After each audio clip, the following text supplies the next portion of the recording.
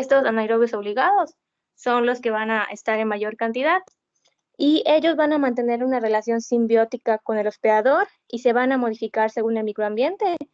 Estas modificaciones pueden ser por causas externas o por causas internas. Van a producir ácido láctico y peróxido de hidrógeno que inhiben a los microorganismos que no son parte de la flora vaginal normal y van a tener bacteriocinas como la acidocina y la lactina, que lo que hacen es inhibir la entrada y el crecimiento de estos microorganismos externos. La mucosa vaginal además va a producir un inhibidor de la proteasa leucocítica, que también ayuda a la protección. Y por último tenemos al pH vaginal, que va de entre 4 a 4.5, que nos ayuda sobre todo a impedir el crecimiento y la entrada de microorganismos, por ejemplo, los que se encuentran en el líquido seminal. Esta flora vaginal normal se puede ver, se puede romper esta simbiosis de acuerdo a diferentes mecanismos. El William nos apunta a 4 principales, que son en las mujeres posmenopáusicas y niñas jóvenes. En las mujeres posmenopáusicas se va a dar por la disminución del estrógeno y en las niñas jóvenes se va a dar porque hay menor cantidad de lactobacillus, lo cual disminuye la protección de la flora. También tenemos al ciclo menstrual y el flujo menstrual. Esto debido a que van a haber cambios en el número de estrógenos, la cantidad de estrógenos, mejor dicho, y en el flujo menstrual porque es óptima para el crecimiento, o sea, tienen nutrientes para el crecimiento de microorganismos patógenos. También tenemos al uso de antibióticos, que no solo van a atacar hacia los microorganismos que no son normales en la flora, sino también a aquellos microorganismos que nos ayudan a la protección. Y por último, tenemos a la histerectomía con extirpación del cuello uterino, pues se ha documentado que en mujeres en su posoperatorio suelen haber muchos microorganismos, sobre todo enterococos y E. coli. Siguiente, por favor. Ahorita vamos a empezar con las vaginosis y siguiente, por favor. Aquí lo que sucede es que se va a romper esta simbiosis, lo cual va a producir una reducción o ausencia de los lactobacilos que van a producir el peróxido de hidrógeno.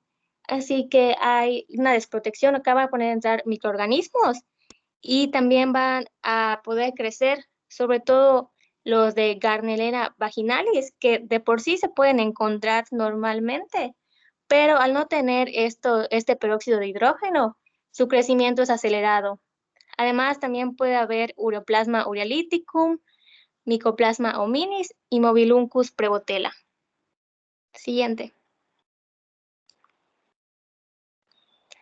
Los factores de riesgo. Si bien la enfermedad no es considerada una infección de transmisión sexual, sí se ha documentado que las prácticas sexuales de alto riesgo pues aumentan la predisposición a tener una infección. El William nos menciona 3 principales, que es el inicio de relaciones sexuales a temprana edad, parejas sexuales nuevas o múltiples parejas sexuales y actividad sexual con otras mujeres. La GPC también nos apunta sexo oral o duchas vaginales, actividad sexual durante la menstruación, ser de raza negra, el tabaquismo y el uso de dispositivo intrauterino. Siguiente. Entre los síntomas, generalmente suelen ser asintomáticas. Entre un 50 a 70% de los casos no va a presentar ningún signo de la enfermedad. Sin embargo, en quienes sí se presenta, se va a ver como un aumento de flujo de color blanco grisáceo, maloliente, que es referido como un olor a pescado, que se va a dar por la volatilización de las aminas alcalinas en el metabolismo de las bacterias anaerobias. Este olor a pescado es patognomónico de la enfermedad y no se va a asociar ni a signos inflamatorios como edema o eritema vulvar, ni a prurito o irritación periuretral, y la disuria y las despenurias son raras. Esto nos ayuda mucho a diferenciarlos de otras etiologías que sí suelen ser acompañadas de esto y también de la leucorrea. Siguiente. El diagnóstico, clínicamente, lo establecemos con el flujo o la leucorrea vaginal fluida blanca grisácea, la fetidez y el olor a pescado, y la ausencia de dolor y la picazón y el comezón. Y nos vamos a guiar por medio de los criterios de Amsel y los criterios de Nanjet. Los criterios de Amsel nos hablan de un pH de flujo vaginal mayor a 4.5, la leucorrea vaginal gris, homogénea y adherente. Esto es importante debido a que por la adherencia pueden aumentar los biofilm, que lo que hacen es que los microorganismos se van a quedar ahí y tal vez no va a curar el cuadro completo, entonces hay casos recidivos. Aparte tenemos la presencia de células clave o células guía en la observación microscópica, que también es patognomónica de la enfermedad, y pues el olor a pescado. Este olor a pescado se intensifica al agregar hidróxido de potasio y también se intensifica si tuvo contacto con flujo menstrual o con líquido seminal. Los criterios de Nonjet lo que hacen es que por medio de la tinción de Gram nos van a mostrar qué morfotipo se observa en la leucorrea y pueden ser Bacillus rectos Gram positivo, que generalmente son los lactobacillus normales, Bacillus curvos Gram negativos, sobre todo Mobiluncus, y por último los Cocobacillus Gram variables, en su mayoría Garnelera y otros bacteroides. Si tiene un puntaje de 0 a 3, pues podemos decir que es la microbiota normal. Si tenemos de 4 a 6, necesitamos todos los criterios clínicos para confirmar el diagnóstico. Y si tenemos de 7 a 10, ya corresponde a una vaginosis bacteriana. Y el diagnóstico diferencial lo hacemos con candidiasis, tricomoniasis y clamidia trachomatis, que posteriormente le vamos a hablar, y se hacen con los síntomas clínicos que no son presentes en esta vaginosis. Siguiente. El tratamiento se debe de dar cuando hay presencia de síntomas o cuando son pacientes asintomáticas, pero que serán programadas para la cirugía, o asintomáticas que deben tratarse. Por ejemplo, aquellas mujeres que tienen aparte otra infección de transmisión sexual, o embarazadas, o por ejemplo que tienen cuadros de repetición. Como había comentado ayer la doctora, el Williams nos maneja muchos antibióticos, pero en esta tabla como que se resumen el régimen, y aparte también es la que está recomendada por la GPC. Nos recomienda metronidazol, 500 miligramos oral 2 veces al día por 7 días, metronidazol en gel, 5 gramos intravaginal una vez al día por 5 días, o clindamicina en crema al 2%, 5 gramos intravaginal a la hora de acostarse por 7 días. Y como alternativa podemos usar tinidazol, 2 gramos oral al día por 2 días, clindamicina 1 gramo oral al día por 5 días, o clindamicina en óvulos 100 miligramos intravaginal a la hora de acostarse por 3 días. Hay que tener cuidado si se utiliza clindamicina en óvulos o en crema, debido a que disminuye la efectividad de los condones de látex y del diafragma al menos 5 días después del tratamiento, por lo cual a las mujeres se les recomienda no tener relaciones sexuales mínimo una semana después para prevenir embarazos. La GPC también maneja estos medicamentos, solo que los hace en 5 días. Y en gestantes utilizamos metronidazol, pero cambia la dosis. Se le da tabletas vaginales una vez al día por 10 días, o ya de una vez se usa la clindamicina. No necesita tratamiento conjunto porque, como ya he dicho, no es una infección de transmisión sexual. Y ante la recidiva se recomienda repetir el tratamiento con las mismas dosis y los mismos medicamentos. Siguiente. Ahora vamos a hablar sobre las úlceras genitales infecciosas. Siguiente. Estas pueden presentarse ya sea como una ulceración o como una erosión o juntas. La ulceración, vamos a ver una pérdida completa de la epidermis con invasión de la dermis. Y la erosión, básicamente vamos a ver una pérdida parcial de la epidermis que no llega a penetrar la dermis. En este tipo de lesiones no se hace de forma rutinaria biopsias, a veces se hacen cultivos, pero la biopsia está nada más indicada de forma obligatoria si se sospecha que pueden ser lesiones cancerígenas, y se tiene que hacer cuidando que la lesión sea nueva y que no haya cicatrizado, porque si no va a perder su sensibilidad y efectividad. Siguiente. Primero vamos a ver el virus del herpes simple. Este es la enfermedad ulcerosa más frecuente y es una infección vírica crónica. El virus va a penetrar en las terminaciones sensitivas y de aquí se va a transportar por la vía opcional para llegar al ganglio de la raíz dorsal y aquí se queda en forma latente hasta el fin de la vida o puede reactivarse si se vuelve a tener contacto con el virus o si hay una disminución del sistema inmunitario. Entonces, cuando tenemos una reinfección y podemos tener un cuadro crónico, que hoy te hablaré un poco de cómo se presenta. Puede ser de tipo 1 o de tipo 2. Tipo 1 generalmente se relaciona con lesiones orales y el tipo 2 con lesiones en órganos sexuales. Sin embargo, cualquiera de los dos tipos puede llegar a presentar herpes genital y suele ser más común que se dé de herpes tipo 1 y es más diagnosticado en mujeres que en hombres. Siguiente.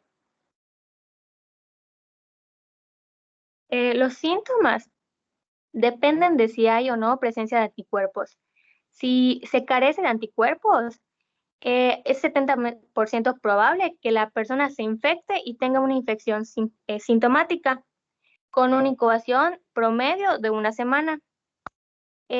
Hasta el 90% de estas personas que tuvieron la infección sintomática va a manifestar otro episodio en el primer año a pesar de que hayan tenido tratamiento, pero este episodio puede ser asintomático o con síntomas leves. Y sin antecedentes de infección previa, pues va a durar como de 10 días a 2 semanas o incluso hasta 6 semanas. Cuando el paciente es su primera infección, suele durar más tiempo, suele doler más y suele tardar más tiempo en la etapa de vesícula y de úlcera.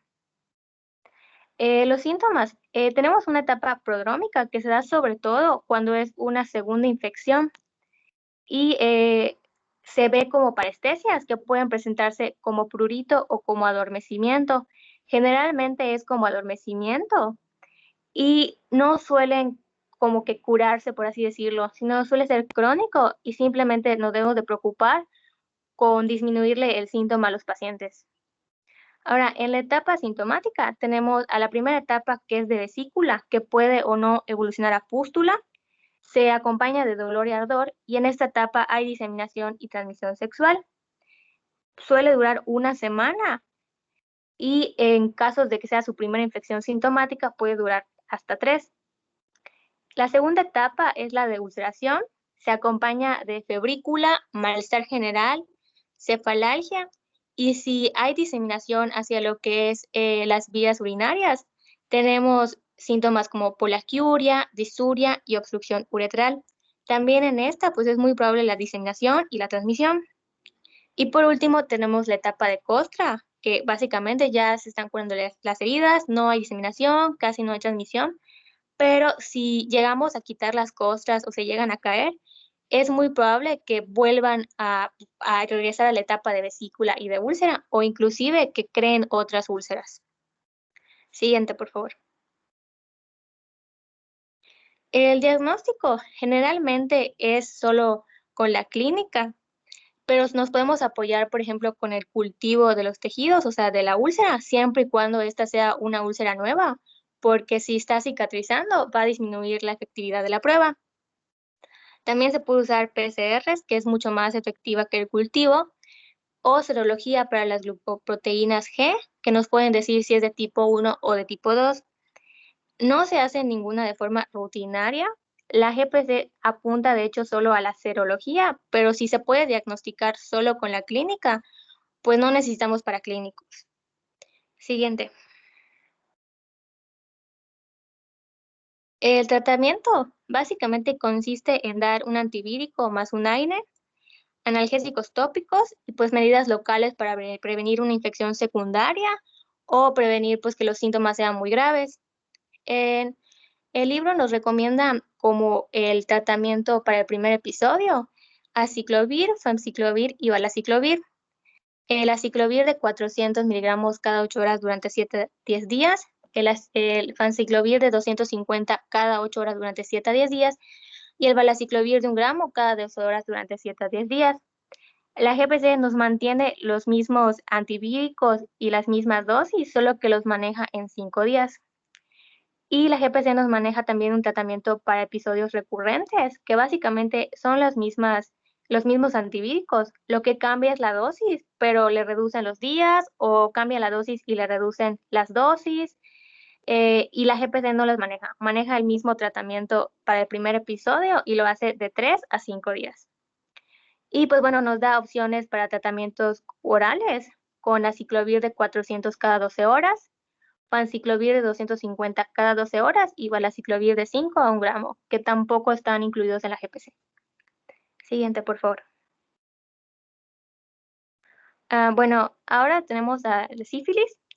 Esta está dada por el Treponema pallidum. Se afecta sobre todo a los grupos socioeconómicos bajos, a jóvenes que han iniciado de forma precoz la actividad sexual y a quienes tienen múltiples parejas sexuales. Siguiente. Los síntomas, pues los podemos dividir en 4 etapas. Generalmente no todos presentan las 4 etapas. Si se trata de forma oportuna, podemos tener solo la sífilis primaria, pero en muchos casos o no se trata o hay fracaso en el tratamiento y no vuelven a que les cambien el esquema o les cambien la dosis. Es aquí cuando ya podemos presentar las 4.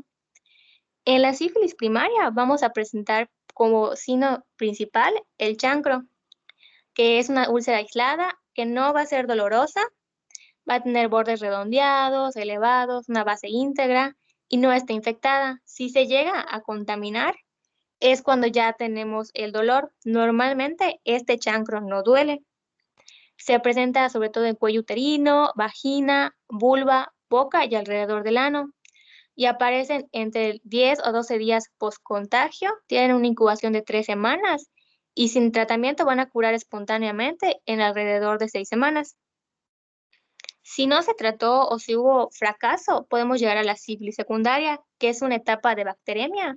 Se va a dar entre 6 semanas a 6 meses después del chancro. Se va a presentar como un eritema maculopapular que va a estar en todo el cuerpo, incluido en manos, plantas de los pies y mucosas. Y como signo característico tenemos a los condilomas planos, que vamos a encontrarlos sobre todo en áreas húmedas y calientes, y vamos a verlas como placas rosadas o grisáceas. Además, como aquí ya va a haber bacteremia, vamos a presentar otros síntomas generales como fiebre, malestar general, y si se complica, podemos incluso llegar a daño en riñones, en hígado, articulaciones y daño del sistema nervioso central que se puede presentar como meningitis. La tercera etapa es la sífilis latente, que la podemos dividir en inicial y tardía. La inicial se va a dar en el primer año post-contagio y vamos a presentar los síntomas como el chancro o los condilomas, pero aquí ya no va a haber contagio. Y en cambio tenemos a la sífilis tardía, que va a ser después del año del contagio y pues no puede presentar síntomas y esta puede durar años. Y por último, pues ya tenemos a la sífilis terciaria, que es una sífilis que no fue tratada, no se regresó para que se cambie el esquema, se puede dar hasta 20 años después de la etapa de latencia y generalmente lo vamos a ver como alteraciones cardiovasculares del sistema nervioso central y musculoesqueléticas. Estas alteraciones cardiovasculares y del sistema nervioso central son mucho más comunes en hombres que en mujeres y se reporta que se ve sobre todo como un aneurisma sifilítico, que es lo que lleva a los pacientes a morir. Siguiente, por favor.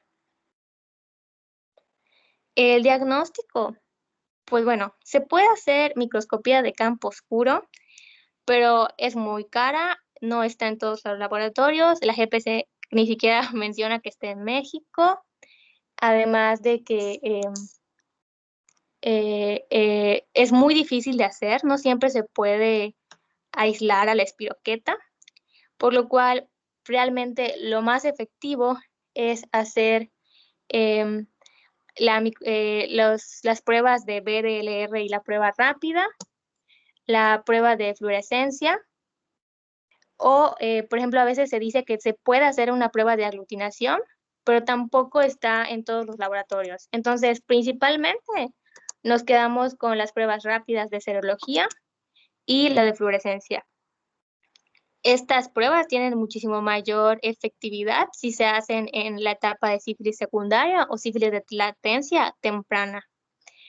Y hay que recordarle a las mujeres y, bueno, a quienes se les diagnostica con las pruebas treponémicas, que esta prueba nunca se va a volver negativa, o solo en el 25% de los casos. Casi siempre va a seguir siendo positiva y lo que tenemos que cuidar es que bajen el número de los títulos para que podamos decir si fue efectivo el tratamiento o no. No hay que ver si se volvió negativo o no y hacerle pensar a la persona que todavía tiene la sífilis. Siguiente, por favor. El tratamiento, pues lo dividimos en dos tipos. Si se trata de sífilis primaria, secundaria y latente precoz, se le va a dar penicilina G benzatínica, 2.4 millones de unidades por vía intramuscular en una sola dosis. Si no puede tomar penicilina porque es alérgica, se le puede dar doxiciclina, 100 miligramos cada 12 horas durante 2 semanas. Y aparte la GPC nos dice que si es alérgica a la penicilina o está embarazada y no se le puede dar doxi, le podemos dar ceftriaxona 1 gramo intravenoso o intramuscular por 10 días. Si estamos en la etapa de sífilis latente, tardía, terciaria o cardiovascular, el esquema cambia, pero los medicamentos son los mismos. Se le da penicilina G benzatínica, 3 dosis de 2.4 millones de unidades, vía intramuscular, una cada semana, y doxiciclina 100 miligramos cada 12 horas durante 4 semanas. Y en este tipo no especifica la GPC si se le va a cambiar a ceftriaxona o van a cambiar se le va a quedar con penicilina. Realmente aquí no hace ninguna especificación. Aquí hay que recordarle a la paciente que es muy común en estos tratamientos para sífilis que se dé una reacción febril, que se conoce como reacción de Herrich-Hersheimer, no sé si lo dije bien, disculpen, y se acompaña de cefalea y mialgia. Generalmente solo dura las primeras 24 horas, entonces se puede seguir el tratamiento, pero si vemos que dura más tiempo o si es una reacción muy grave, podemos suspender el medicamento, mandar a segundo nivel para que ellos vean cómo cambiarle ya sea el esquema, la dosis o el antibiótico. Después de darle el tratamiento, aparte hay que buscar otras enfermedades de transmisión sexual para ver si se necesita darle un tratamiento conjunto. Y después de los 6 meses hay que repetir las pruebas serológicas. Como ya les había dicho, no se van a volver negativas. Lo que hay que ver es que haya un descenso de al menos 4 veces el título. Si fue para la sífilis primaria o secundaria, se espera 6 meses después del tratamiento. Y si fue para sífilis latente o con títulos iniciales altos, se espera de 12 a 24 meses. Si no se cumple con esto, mandamos a segundo nivel para que se cambie el esquema o se cambie la familia de antibióticos. Siguiente. Bueno, ahora tenemos al chancroide. Este está causado por Haemophilus ducreyi. Es un bacilo gram negativo, anaerobio facultativo. Tiene una incubación de 3 a 10 días. Este no solo va a penetrar por medio de las mucosas, sino también penetra por medio de heridas y no provoca una reacción generalizada. Simplemente tenemos como que una lesión, el chancro, por así decirlo, y no suele acompañarse de síntomas prodrómicos. Si se acompaña de este, es que ya se está complicando el cuadro. Siguiente. Comienza como una pápula eritematosa, que luego se vuelve pústula y luego úlcera. Esto en las primeras 48 horas. Aquí hay que ver que este tiene bordes irregulares, es eritematoso, es doloroso, es blando, purulento y si se infecta puede incluso ser fétido. La principal diferencia entre este chancro y el de la sífilis es el dolor y los bordes. Se presenta sobre todo en horquilla, vestíbulo, clítoris, los labios y, por ejemplo, en cuello y vagina se puede presentar, pero no es doloroso, por lo cual es cuando ya aquí tenemos más complicaciones, porque generalmente las pacientes van a consultar por el dolor. Si se complica un poco más el cuadro, se puede acompañar de linfadenopatía inguinal o ya sea uni o bilateral. Esta sí es dolorosa e incluso puede llegar a causar ganglios grandes y fluctuantes que se van a conocer como bugas. Estos ganglios van a supurar, van a formar fístulas y la secreción nos va a causar otras úlceras. Entonces, no se puede decir con seguridad cuánto dura el cuadro, porque depende mucho si hay la presencia de otras úlceras y, por ejemplo, a veces no curan de forma espontánea la linfadenopatía. Puede durar mucho tiempo. Siguiente. El diagnóstico. Podemos hacer un diagnóstico clínico, pero es impreciso, debido a que, como ya vimos, se parece mucho a la sífilis en la etapa de chancro y también se puede confundir con herpes. Sí se puede hacer el diagnóstico así, pero pues es un poco complicado. También podemos hacer tinción de Gram. Aquí hay que cuidar que no haya otras bacterias porque hacen que sea difícil la interpretación del resultado. Y podemos hacer cultivo ya sea de una herida nueva o del aspirado de la linfadenitis supurativa. William nos dice que este es el diagnóstico confirmatorio, sin embargo, tampoco tiene mucha precisión, o sea, tiene como un 80% de precisión. Entonces, lo que se recomienda es hacer un diagnóstico clínico y aparte el diagnóstico por cultivo. Y sí nos piden que haya mucho cuidado a la hora de hacer el raspado, porque tenemos que limpiar la herida, tenemos que ver que no haya pus, que no sean heridas que ya estén cicatrizando, porque si de por sí es muy baja la efectividad, si llegamos a tener algo que nos complique más, podemos confundir completamente el cuadro y confundir el tratamiento. Siguiente, por favor. Bueno, el tratamiento recomendado, podemos dar acitromicina, 1 gramo oral por vía oral, dosis única. Esta es la única que maneja la GPC. Y el libro también nos dice que podemos usar ceftriaxona, ciprofloxacino o eritromicina.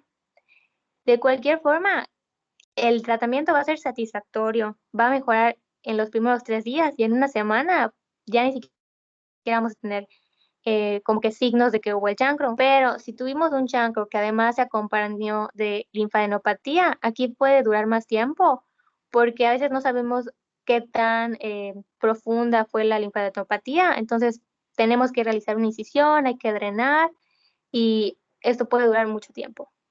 Siguiente, por favor. Luego tenemos al granuloma inguinal. Está dado por el Calimantobacterium granulomatis. Esta es una lesión poco contagiosa e incluso para que se transmita a otra persona requiere que haya varios encuentros sexuales y pues tiene una incubación larga, puede durar semanas o incluso meses. Siguiente. También es llamada donovanitis esta enfermedad. Los síntomas generalmente se presentan como un nódulo inflamatorio que no es doloroso, que va a generar úlceras y estas úlceras van a estar muy vascularizadas, por lo cual al mínimo contacto suelen sangrar. Si se llegan a infectar van a ser dolorosas y estas úlceras van a sanar por fibrosis, por lo cual las cicatrices que nos van a causar son cicatrices queloides. Y a veces se acompañan también de ganglios linfáticos que se aumentan de tamaño, aunque es raro, pero cuando se aumentan nos causa lo mismo que el chancroides, que sean fluctuantes y que secreten y nos crean otras úlceras. El diagnóstico se confirma por medio de microscopía al ver los cuerpos de Donovan. Y si bien se han dicho que puede ser útil las PCRs, no hay ningún estudio aprobado. Entonces, en esta patología, para el diagnóstico confirmatorio, solamente podemos hacer microscopía. Y el tratamiento, pues, es satisfactorio de forma rápida, al igual que el chancro, pero suelen presentarse recaídas hasta 18 meses después del tratamiento eficaz. Siguiente, por favor. Dale varios, por favor. Ya. Ajá. Y el régimen recomendado es con acitromicina 1 vez a la semana, por al menos 3 semanas o hasta que la lesión ya esté completamente pues, curada. Y como alternativa se le puede dar doxiciclina, ciprofloxacino, eritromicina, perdón, o trimetopin con sulfa. Sin embargo, la GPC solo maneja el régimen de acitromicina. Siguiente. Por último, tenemos al linfograninoma venéreo. Este está dado por Clamidia trachomatis, pero en los serotipos L1, L2 y L3, y suele estar acompañado de otras enfermedades de transmisión sexual. También afecta sobre todo a grupos socioeconómicos bajos o a quienes tuvieron múltiples parejas sexuales. Y lo que hacen básicamente es penetrar al hospedador, se juntan con este y se fusionan y forman los cuerpos elementales. Cuando están fusionados con el hospedador es cuando principalmente tenemos todos los síntomas. Siguiente, por favor. Los síntomas se van a dar después de un periodo de incubación que va de 3 días a 2 semanas y vamos a presentar 3 estadios principales. El primero es como vesículas o pápulas pequeñas que van a estar sobre todo en la horquilla y la pared vaginal. Muy pocas veces lo vamos a encontrar en vagina y si están aquí casi nunca van a causar dolor, lo cual nos ayuda a que vaya a la siguiente etapa, que es la de linfadenopatía inguinal o femoral, que se le conoce como síndrome inguinal. Aquí pues van a haber un crecimiento de ganglios inguinales y femorales y cuando estos se fusionan, se forma el signo del surco, que es patognomónico de la enfermedad, pero solo se presenta en el 20% de los casos. Y si hay una ruptura de los ganglios que dan origen a fístulas, pues pueden causarnos que haya de nuevo un crecimiento de vesículas o pápulas pequeñas. Esta etapa se acompaña de fiebre, malestar general y, por ejemplo, si las fístulas llegan a romperse y llegan a pasar más allá de, o sea, hacia el interior, pueden causarnos complicaciones que pueden ir desde neumonitis hasta hepatitis. Y por último, la fase llamada síndrome anogénito rectal se va a presentar como prurito rectal y secreción mucosa de las úlceras rectales, que si se infectan, que es muy probable, pues van a ser purulentas y fétidas. Aparte vamos a tener hemorragia rectal, distensión abdominal y dolor rectal y fiebre. Pues las complicaciones pueden ser neumonitis, hepatitis, perforación intestinal que puede llegar a peritonitis y estenosis uretral y vaginal. Siguiente, por favor. El diagnóstico se hace clínico, lo podemos acompañar de prueba positiva para clamidia, con concentración serológica mayor de 1 en 64, la biopsia de los ganglios, pero como yo ya les había dicho, se hace casi nada más para los que son heridas cancerosas, y pues la prueba de PCR o inmunofluorescencia, que tampoco está indicada, y la GPC solo los maneja el diagnóstico clínico con pruebas serológicas. Siguiente, por favor. El tratamiento lo iniciamos con doxiciclina 12 horas por 21 días, se da 100 miligramos, se puede acompañar de eritromicina vía oral cada 6 horas por 21 días. Y la GPC nos dice que si no se puede usar eritromicina o si no hay, usemos acitromicina, 1 gramo vía oral en dosis única. Aquí se recomienda que todas las parejas sexuales que tuvo la mujer en los 60 días previos a los síntomas también se sometan a una prueba diagnóstica y reciban tratamiento conjunto. Siguiente, por favor.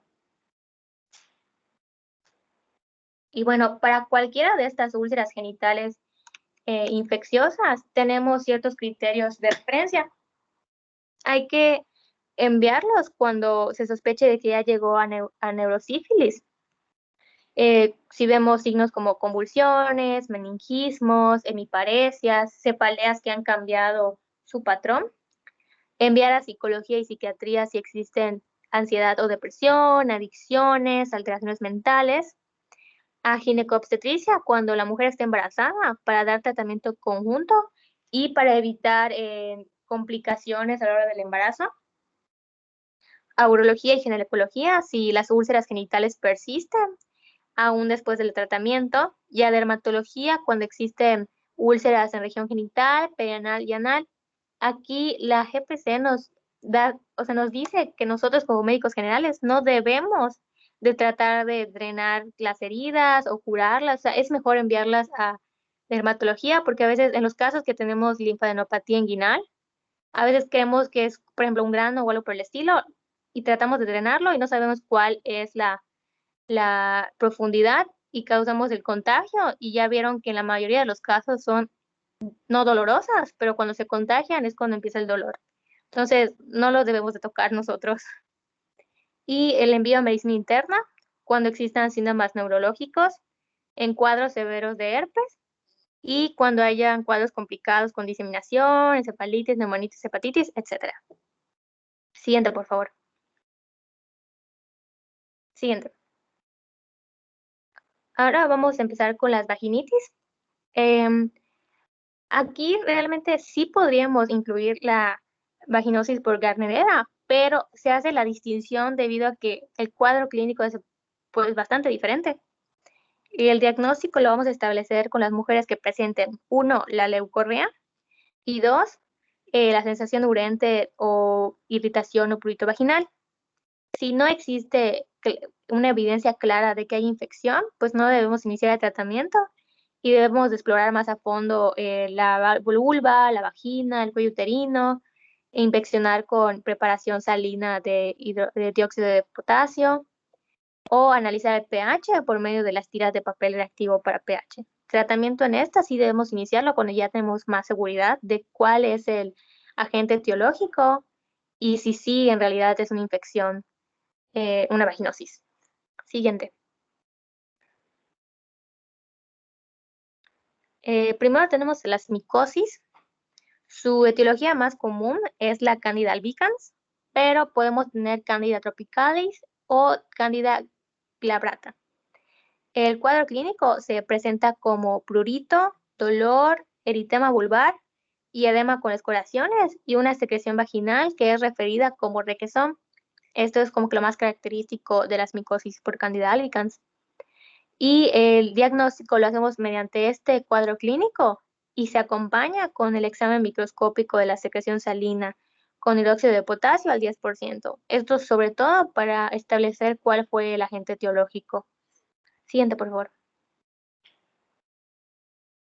Y el tratamiento, si checaron el Williams, se dieron cuenta que hay una tabla gigantesca con muchos medicamentos, pero revisé y muchos de esos ya no se usan, no están en México. Entonces, la GPC, pues, lo sintetiza bastante bien el tratamiento y maneja las mismas dosis. Entonces, preferí usar la de la GPC, que nos recomienda azoles si es candidiasis no complicada y puede ser tópico o oral. Si es tópico, se recomienda miconazol en crema al 2% una vez al día durante 7 días, Nistanina en óvulos o tabletas vaginales de 100.000 unidades, una aplicación vaginal al día durante 14 días. Y si decidimos dar un tratamiento oral, fluconazol en cápsulas de 150 en una dosis única o itraconazol en cápsulas de 200 cada 12 horas por un día. Estas, sobre todo el miconazol, está contraindicado en el embarazo y sobre todo en la lactancia. Y pues los azoles pueden causar irritación vulvovaginal. Entonces, si la paciente no, o sea, si persisten los síntomas, hay que considerar si debemos seguir dando el tratamiento o cambiarlo. Y aquí igual hay que darnos cuenta que como con la clindamicina en óvulos y en cremas, se daña la efectividad de los condones y el diafragma de látex, por lo cual también se le pide a los pacientes que no tengan relaciones sexuales al menos una semana después de terminar el tratamiento. Siguiente, por favor. Y pues también nos maneja el tratamiento para las vaginitis recurrentes, que tienen un esquema de inducción y un esquema de mantenimiento. El de inducción se da con ketoconazol en tabletas de 200, media tableta al día por 14 días, o miconazol en crema al 2%, una aplicación diaria por 14 días. Y el de mantenimiento es con ketoconazol en tabletas de 200, media tableta al día por 6 meses, itraconazol oral de 50 o 100 diario por 6 meses y fluconazol en cápsulas de 100 una vez a la semana por 6 meses. Cualquiera de estos no está recomendado en el embarazo o la lactancia, entonces hay que ver si recomendamos otro esquema. Siguiente. Luego tenemos a la tricomoniasis. Su agente etiológico es la tricomona vaginalis.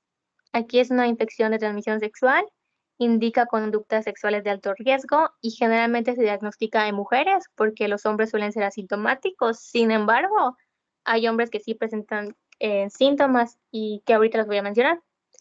Esta enfermedad suele coexistir con otros microorganismos patógenos que también se van a transmitir por vía sexual, en especial lo que es la Neisseria gonorrea. Y también es posible la transmisión vertical durante el embarazo, que puede persistir durante un año. Por eso, cuando una mujer embarazada tiene tricomonas, es importante referirla a segundo nivel para que ellos traten el caso y prevengan las complicaciones en el parto. El periodo de incubación va de 3 a 4 días y se suele ubicar entre la vagina, uretra, endocervix y vejiga. Siguiente, por favor. Los síntomas principalmente es una leucorrea amarillenta, abundante y espumosa. La fetidez, esta sí se va a acompañar de prurito vulvar, de disuria, que va a indicarnos ya que hay una infección que ha llegado a la uretra, de vulvitis, vaginitis, que vamos a ver como eritema, edema y cervicitis, de dolor pélvico bajo, y aquí tenemos al cuello uterino en fresa o puntillero rosado, o cervix en frambuesa, que es como que lo más característico. El cervix en frambuesa y la leucorrea espumosa son muy importantes a la hora de diagnosticar esta entidad etiológica. Y en hombres suele presentarse como dolor, ardor al orinar, ganas constantes de orinar, secreción en la uretra y picazón e irritación dentro del pene. Siguiente, por favor. El diagnóstico se hace mediante la clínica, detención con el frotis convencional del Papa Nicolau, con microscopía, cultivo para tricomonas en medio Diamond, que es el gold standard, pruebas de ácido nucleico o pruebas para tricomonas. Estas dos no están en la GPC, no están en México y de hecho no es rutinario. Y además tenemos que investigar su historia sexual y ver si hay factores de riesgo para VIH, porque los casos de tricomonas tienen alta incidencia de estar acompañados de infecciones con VIH, ya sean nuevas o de crónicas, pero por eso es importante porque pues pueden contagiar a la pareja sexual y aparte hay que iniciar tratamiento también para VIH. Siguiente, por favor. El tratamiento, tenemos el esquema principal, que es con metronidazol vía oral, única dosis de 2 gramos, o tinidazol, dosis única de 2 gramos. Si no, podemos usar metronidazol de 500 vía oral cada 12 horas por 7 días y el tinidazol se queda igual. Aquí es importante saber que durante el embarazo podemos administrar metronidazol, pero solo la dosis de 2 gramos, no la dosis alterna. Y durante la lactancia la debemos de suspender. Hay que iniciar la lactancia después de haber concluido el medicamento y se recomienda que mínimo se espere una semana. El tratamiento es conjunto y hay que prevenir la reinfección. Sí que hay que pedirle a las mujeres y a los hombres que no tengan relaciones sexuales hasta que ella y su pareja ya estén completamente curados y no pueden tener contacto sexual ni genital ni oral. Y se debe revalorar en un periodo no mayor de 3 meses. También es importante saber que no puede haber ingesta de bebidas alcohólicas porque suelen disminuir la efectividad del tratamiento. Siguiente. Y esta es una tabla que resume las vaginosis. Es solo para que ustedes la vean después si llegan a checar las diapositivas. Y pues ya, es básicamente resume casi todo lo que vimos. En el Williams también hay una así. Y ya. Las referencias. Oye, ¿qué vas a tener que volver a exponer al rato? ¿En serio? Me está diciendo que si podemos tener clases a las 2:30. Está O bien. sea, no creo que vuelvas a exponer, pero de todas formas, No, está bien, no importa. por si te dicen. Ok. Lo que pasa es que está teniendo problemas de conexión y no se los han arreglado. Pero no es que acabo de checar el WhatsApp porque pues no tengo internet tampoco, entonces no lo había visto. Pero pues está bien. Gracias, novia. Muy buena expo. Entonces Gracias. continuamos a las 2:30. Sí, a las 2:30, o sea, en 45 minutos. Ok. Pero continuamos con la parte de Lucho, ¿no? ¿O cómo? Sí, yo creo que sí, mejor.